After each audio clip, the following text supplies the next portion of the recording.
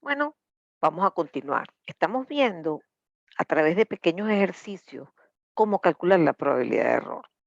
Encontramos una fórmula general que queremos aplicar, pero en este caso, a pesar de que calcular y de t0 fue más o menos fácil, ¿ok?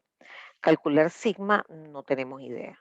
Y por eso yo voy a aprovechar de resolver ese ejercicio que es un poquito efectivamente complicado y que nos sirva de una vez para todos los casos en donde tengamos el paso de un ruido térmico por un receptor Gram Smith de una o más bases.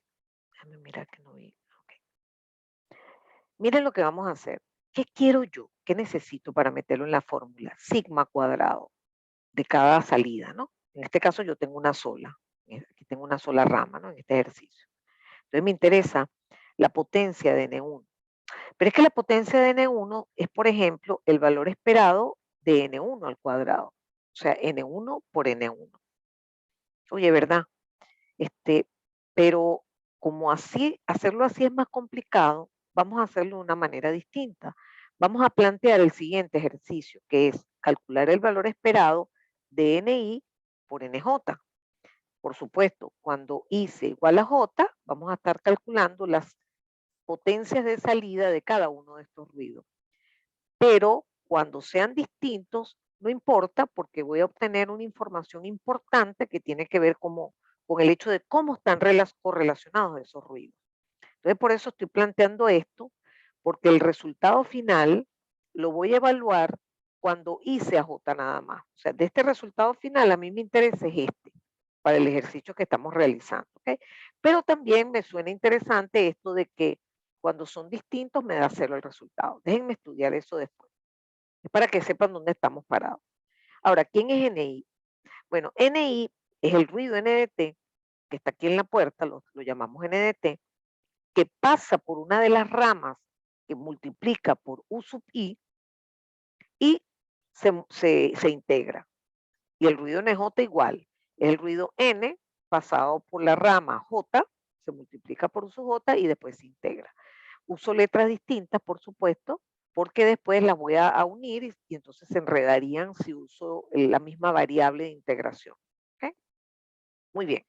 Entonces lo que tengo es esto, pero procedo a intercambiar los operadores. O sea, las integrales, que son respecto a t y a lambda, las dejo de última.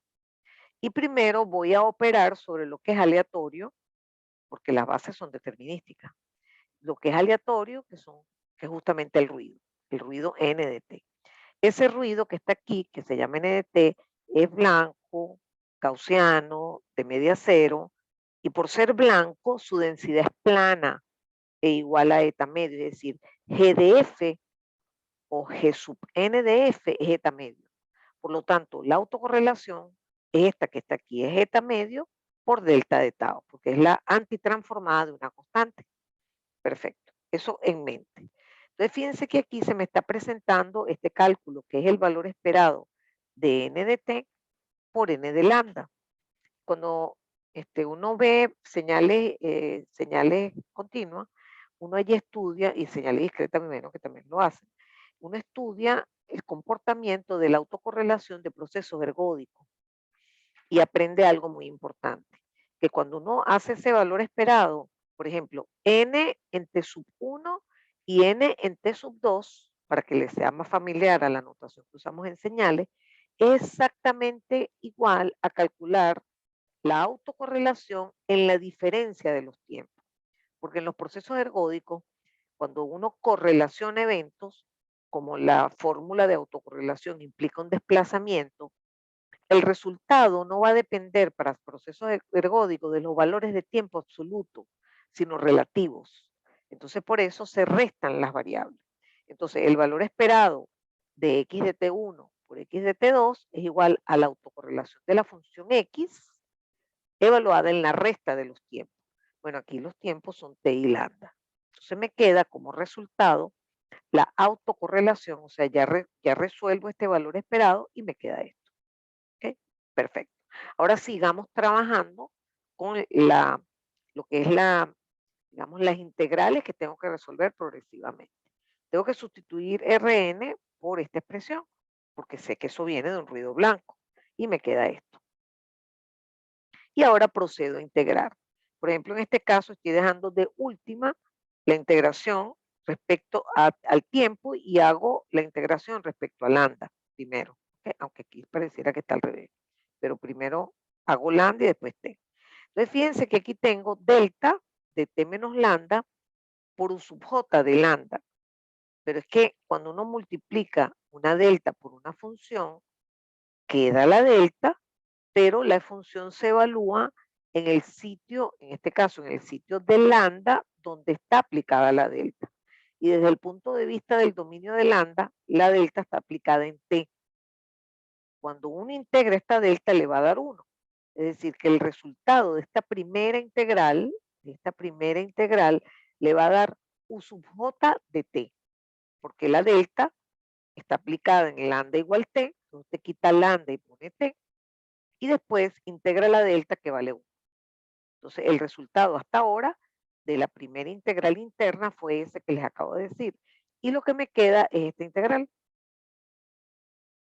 Esa integral es el resultado de esta operación, que es el valor esperado de NI por NJ. Y ahora entonces particularizamos. ¿Qué ocurre si I es igual a J? Bueno, muy simple. Por ejemplo, yo tendría U sub J por U sub J. Pero es que U sub J por U sub J es U sub J al cuadrado. Y la integral de U sub J cuadrado es la energía de U sub J. Pero es que la energía de las bases es 1. Por lo tanto, cuando los índices sean idénticos, el resultado de este valor esperado es eta medio. Traducción. A la salida de este sistema, todos los ruidos tienen potencia igual a eta medio. Todos. Pero además, si analizo ahora el caso cuando J es distinto de I, me doy cuenta que el resultado es 0 porque estoy haciendo el producto escalar de una base con otra y como son ortogonales, esa integral va a dar 0. De tal manera que eso es lo que indica cuando el valor esperado de dos cosas da 0 es que están decorrelacionadas. ¿Ok? Y eso es interesante para propósitos futuros. Lo importante del asunto en este momento es que si usted pasa ruido por una estructura de receptor Gram-Schmidt, no importa el número de ramas que tenga, las potencias de ruido a la salida son todas idénticas e igual a eta medio. Y eso lo vamos a aplicar, por supuesto, muchísimas veces a lo largo de este semestre. ¿De acuerdo? Entonces ahora, con este valor, me regreso al ejercicio para proseguir, porque perdón, acuérdense que yo había encontrado que la probabilidad de error es esto y solo me faltaba sigma. Pero resulta que sigma al cuadrado es igual a la potencia, es decir, que vamos a estar encontrando que sigma cuadrado es eta medio. O sea que sigma es raíz de eta medio. Y ese valor es el que vamos a meter en esta expresión para conseguir la probabilidad de error. ¿Ok? Entonces, eso es lo que vamos a hacer aquí. Fíjense que aquí he hecho el procedimiento completo otra vez, como por no dejar, pero ese procedimiento es innecesario, porque a mí me interesa el resultado que puedo aplicar, que la probabilidad de error es Q de Y de T0 sobre sigma. Y resulta que ya Y de T0 lo conseguí pasando el pulsito por el receptor Gram-Schmidt y también conseguí sigma. ¿Ok? Como saben, ese resultado no me gusta para nada, lo tengo que poner en función de E sobre eta. Para eso calculo otra vez la energía, que es igualita que el ejercicio anterior. Es la potencia de la señal no retorno a cero polar por t bit. Por lo tanto, puedo despejar esta relación en función de E y me doy cuenta que aquí está, miren, aquí tengo 0.5A por raíz de t bit. Entonces, metiendo esto aquí, encuentro este resultado. Cuando usted tiene una transmisión no retorno a cero polar y usa como receptor un receptor Gram-Schmidt y no un filtro pasa abajo, obtiene este resultado. Y uno dice, y bueno, veamos, vamos a compararlo con el del caso del filtro pasa abajo. Miren lo que me dio. ¿Qué diferencia hay? Allá hay Q de la raíz de 2, o sea, hay un 2 aquí metido. Por lo tanto, en aquel resultado del Gran Smith, el argumento es más grande, más grande. Por lo tanto, la probabilidad es más chiquita, porque el área es más chiquita. Entonces, por eso pongo aquí como resultado, este resultado es mejor al obtenido con el filtro pasa abajo. Obvio, ese receptor es el óptimo, porque es un receptor que se sintoniza mucho con las señales, ¿verdad? Y no con el ruido. Fíjense, cuando usted hace la descomposición de la señal con bases, usted, por ejemplo, entra por acá con el símbolo 1, la base 1 va a estar asociada con el símbolo 1. Entonces, en definitiva, usted va a encontrar valores grandes como resultado a la salida. Es decir, el receptor favorece a la señal. Sin embargo, el ruido está decorrelacionado con esta señal. Por lo tanto, no tiene información importante y por eso se comporta exactamente igual a la salida de cualquiera de las ramas. No importa que aquí es un sub 2, aquí es un sub 1. Lo importante es que ese filtro hace una tarea discriminatoria perfecta. Él hace todo para favorecer a la señal. Y después vamos a demostrar que esa es la teoría del filtro óptimo o del receptor óptimo, que la vamos a ver posteriormente. Entonces, eso que está aquí me permite llegar a este resumen por ahora, que es aplicable, ¿verdad?, a una situación en donde tenemos una transmisión arbitraria, pero eso sí, binaria polar, el receptor, el que a mí me dé la gana, y eso me permite llegar a este resultado. Q de y de T0 sobre sí. Hacemos el primer ejercicio en donde escogemos una transmisión no retorno a cero polar, pero el filtro es un simple filtro pasa abajo. El receptor, perdón, es un simple filtro pasa abajo. Y encontramos que la probabilidad de error era esta expresión matemática que uno, si uno tiene los valores de E y eta, uno entra a MATLAB y hace QFUNC, usa la función QFUNC, que es el área para ese argumento, y encuentra el resultado. Para el siguiente ejercicio, la transmisión era idéntica, pero lo que cambiaba era el receptor. Teníamos al frente un receptor con estructura Gran Smith y eso nos permitió pasar por separado la señal y el ruido y encontramos esta nueva expresión de la probabilidad de error. Como ustedes se dan cuenta, ¿verdad? Compare los argumentos.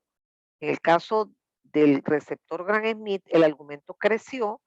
Por lo tanto, para una misma transmisión, en el sentido siguiente, si usted transmite en dos casos separados, que sean binarios polares, usted transmite la misma potencia y a la misma velocidad, que es lo justo. O sea, usted tiene que comparar las cosas con justicia, porque si compara un sistema que tiene una potencia de 10 vatios con uno que tiene una potencia de 1 milivatio, pues adivine quién va a ser el perdedor. Entonces aquí tenemos que hacer énfasis en que si quiero hacer una comparación de calidad, pero de una manera justa, tengo que manejar un valor de E igual, que implica P igual, velocidad igual normalmente, y además que estemos mandando la señal por el mismo canal.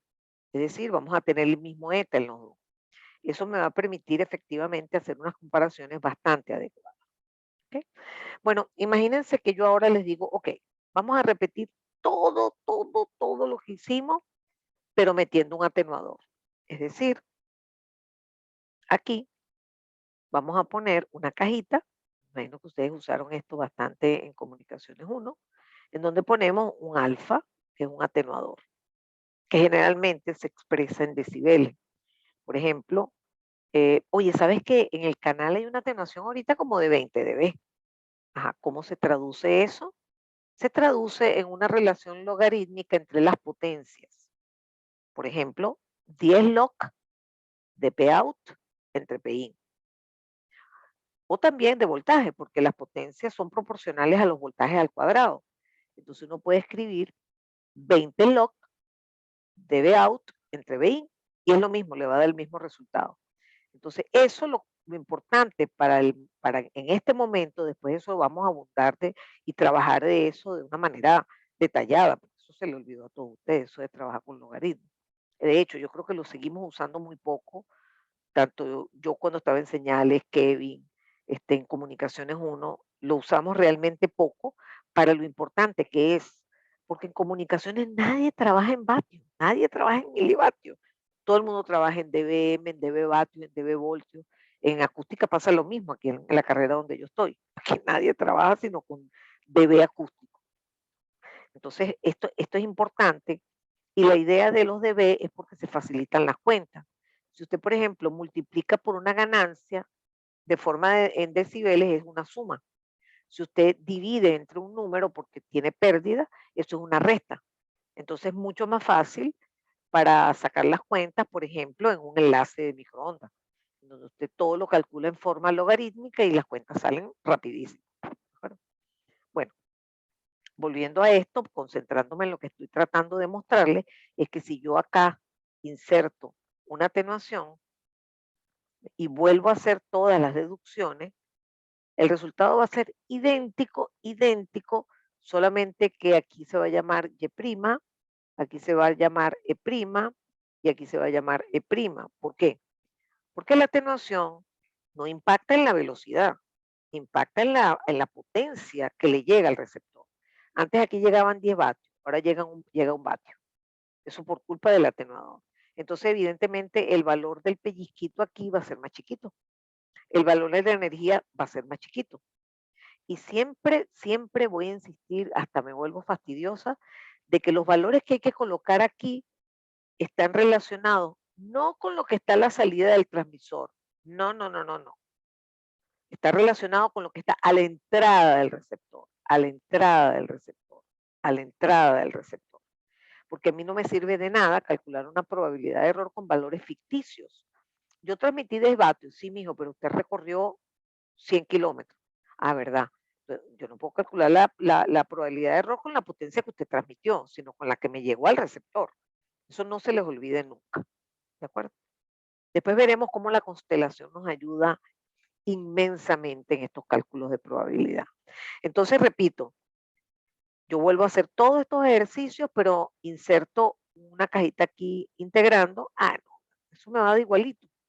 Pero voy a tener otros valores de voltaje a la salida más chiquitos que antes, otro valor de energía más chiquitos que antes, y con eso puedo aplicar todas estas fórmulas sin ningún problema, más allá del numérico de calcular las famosas atenuaciones en decibeles. ¿De acuerdo? Dicho esto, vamos a pasar a algo que es fundamental cuando se hacen diseños de sistema de comunicaciones. ¿Ok? Esto que vamos a ver ahora es lo que se llama las curvas de probabilidad de error. Eso lo que hace es graficar esto o esto, pero de una manera especial.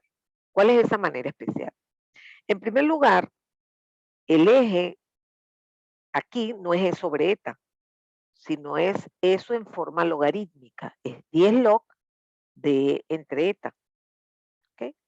Y además, el eje de las coordenadas es semilogarítmico. ¿Ok? Si usted no hace eso, sino que usted hace cosas normales, las que uno viene acostumbrado, donde este es E sobre eta, y esto es la probabilidad, no, déjame hacer la gráfica acá abajo porque los controles del Zoom me tapan lo que estoy haciendo, porque estoy muy arriba. Entonces, la curva no sería así, sería algo como una exponencial decreciente, pero eso no es lo clásico. En el mundo de las telecomunicaciones, el estándar es hacer esa curva de esta manera. Aquí va los valores de probabilidad en forma semilogarítmica y aquí va los valores de E sobre eta en decibeles, que son 10 log de E sobre eta. Entonces, imagínense que yo estoy en MATLAB y quiero calcular, o sea, para hacerme la curva allí. Pues. Entonces, ¿qué hago? Hago una tabla con diferentes valores de E sobre eta. Entonces, por ejemplo, pongo 1, 2, 3 para probar el sistema, qué valores me da de esa manera. ¿Okay? Entonces, agarro esos valores de E sobre eta, pongan ustedes que es 1, 2, 3, 4. ¿Okay? Y por un lado, primero sacan 10 log de cada uno de esos valores y los van poniendo aquí, esos valores. ¿Okay? Luego, con los valores lineales, o sea, no con los que tienen decibeles, usted los mete aquí y le aplica la función QFUNC. y le da este resultado. ¿Ok? Ese valor que está allí, ¿verdad? Usted lo grafica para cada valor de sobre eta, pero en forma semilogarítmica. O sea, si estamos en MATLAB, tendríamos que hacer semilog y, porque este eje es semilogarítmico. Así se construiría, es para que sientan que no es una cosa descabellada, sino que se puede hacer perfectamente. Y así, si usted, por ejemplo, grafica esta expresión matemática y esta otra expresión matemática, le van a resultar estas dos curvas que están aquí. ¿Ok? En principio, yo no sé cuál es, yo no sé cuál es cuál, pero resulta que sí sé. ¿Por qué? Porque yo sé que este es el mejor. Y si es el mejor, es porque genera menos probabilidades de error. Ah, ¿verdad? O sea que, obvio, la curva azul es la del receptor Gram-Smith, como dice aquí, y la curva roja es la mala. No es casualidad que le haya puesto el color rojo a la curva mala. Yo tengo un problema mental con eso, ¿no? Que empezó eh, el siglo pasado. Bueno, lo cierto es que espero que hayan entendido por qué yo descubrí que la curva azul es la del receptor Gram-Smith.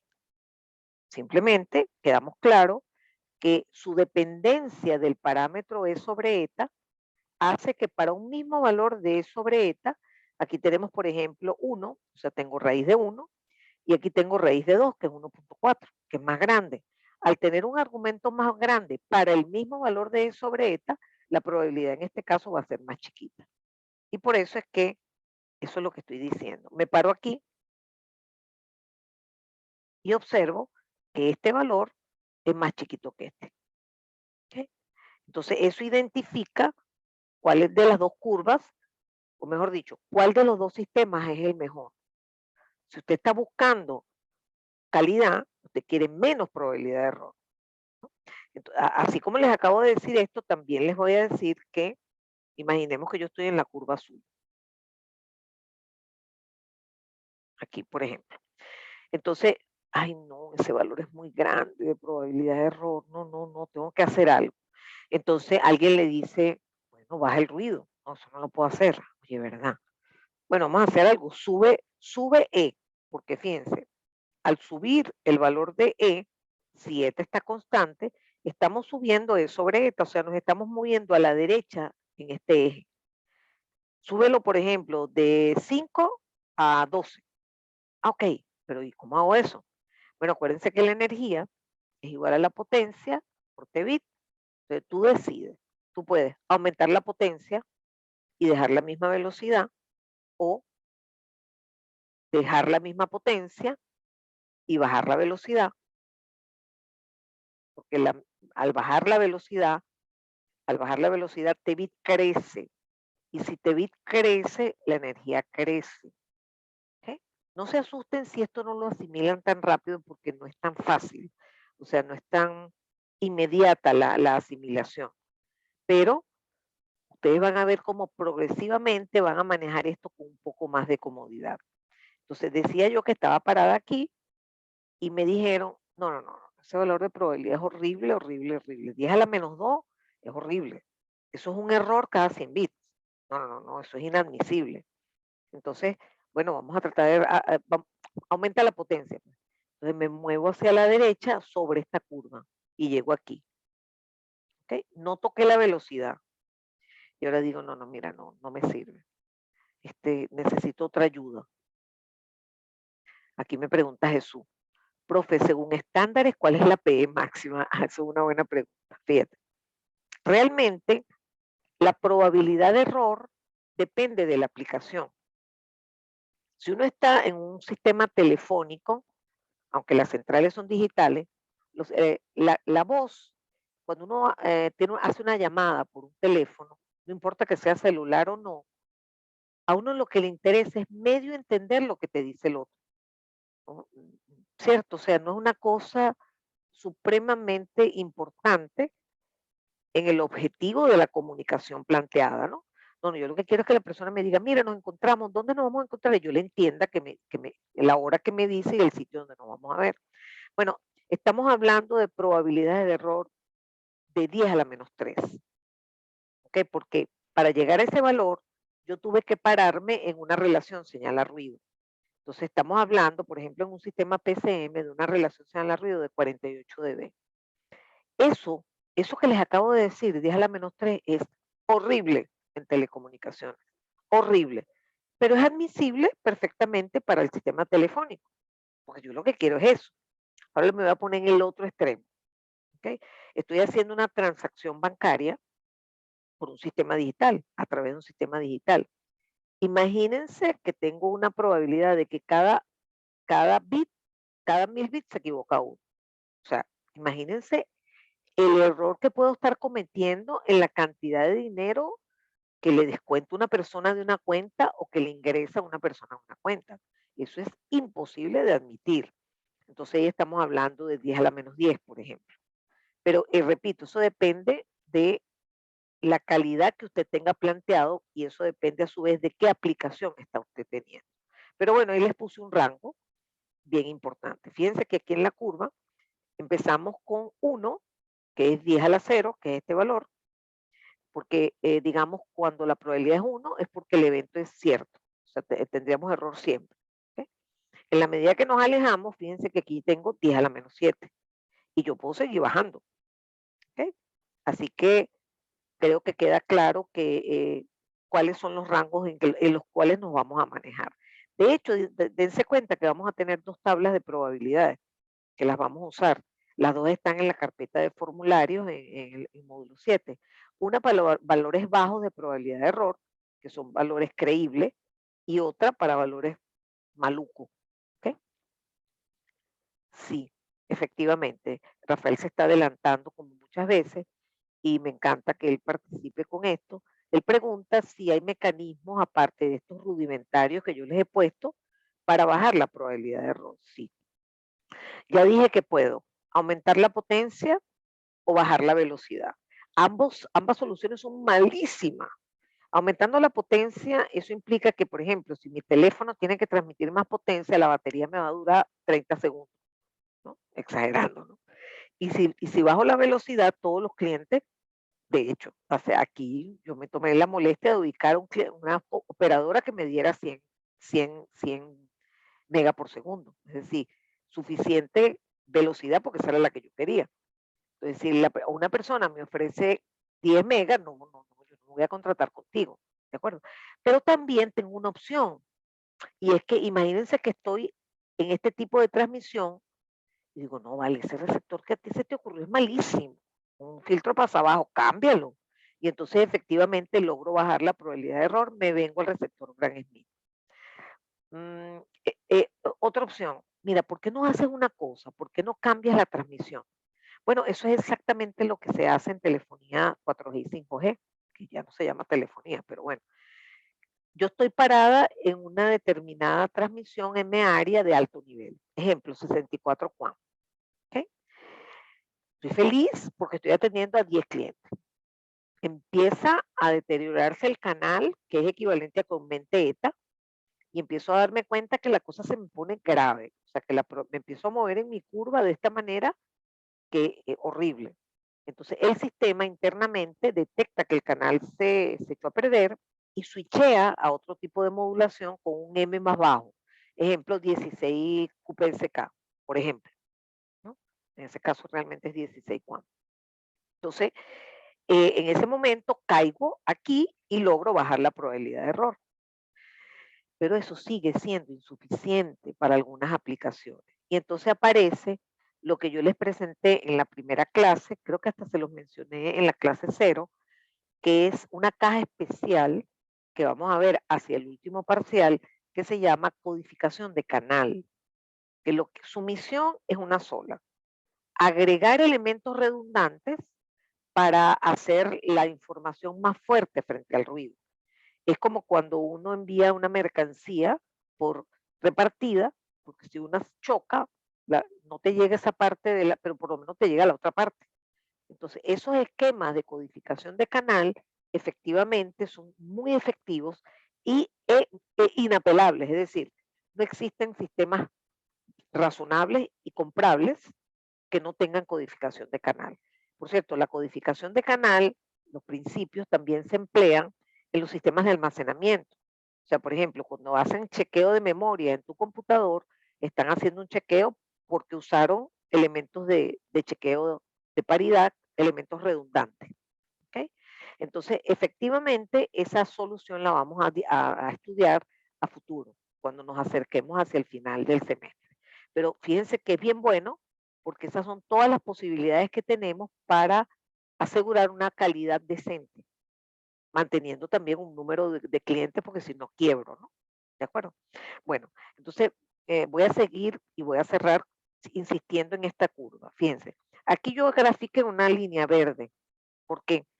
Porque imagínense que yo digo, mira, no sé, tú verás cómo hace, ustedes dos, señor rojo y señor azul, pero yo necesito una probabilidad de error de 10 a la menos 5. Si no, no me sirve.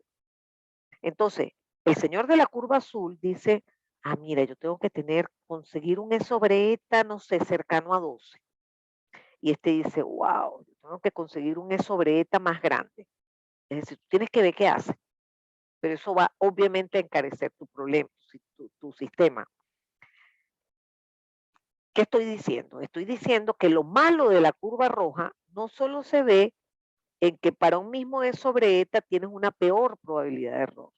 No solamente se ve de esa manera, sino que si necesitas sí o sí una determinada probabilidad de error, el sistema malo va a tener que gastar más en potencia, meter un sistema de codificación y control de errores o bajar la velocidad y perder clientes. Es decir, que esas son las dos formas de visualizar sobre esta curva las bondades de un sistema y las acciones que se tienen que tomar. Les digo que muchos, sobre todo cuando empezaron los sistemas celulares, la gente trabajaba mucho sobre las curvas para pensar en soluciones óptimas. Dice, ya va, yo lo que quiero es esto, yo quiero moverme para acá, entonces, ¿qué hago? O sea, esto es una herramienta valiosísima para el diseño y control, gestión de un sistema de telecomunicación. Pregúntenle a Kevin, que él lo ve todos los días, ¿no? Ese manejo, él trabaja mucho con la ocupación espectral, por supuesto, porque ahí también mira parte del deterioro, pero también trabaja con las curvas de probabilidad de error. Así que bueno, entonces con esto estamos ya avanzando en lo que es efectivamente el paso de las señales por el canal y por el receptor. Y en esa tónica seguiremos. Recuerden que el lunes tenemos el quiz. El quiz es de selección múltiple. ¿Ok? Así que bueno, gracias por acompañarme. En un ratico les coloco el video.